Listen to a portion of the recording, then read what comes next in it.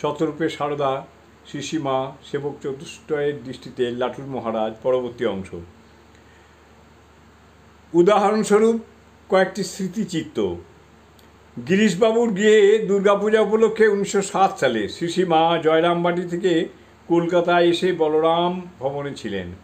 ওইকালে লাটু মহারাজও ওই বাড়িরই নিচের একখানা ঘরে থাকতেন। শ্রীমা গাড়ি থেকে নেমে নিচের ঘরে তার আদরের ছেলেটিকে দেখে স্নেহমাখা সম্ভাষণ করলেন। কি বাবা নাটু, কেমন আছো?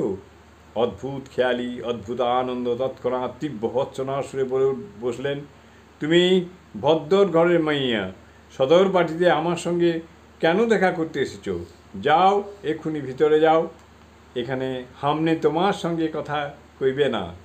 বৃদ্ধ পিতা যেমন তার চপলা বালিকা কন্যাকে শাসন করেন, অবিকল সেই স্বর, ভক্তি গদগদ কণ্ঠে তক্ষুনি আবার বলতে থাকেন, আমাকে তো ডেকে পাঠালেই পারতেন, সামনে তো আপনার গোলাম আছে, যাইয়া দেখা করতুম।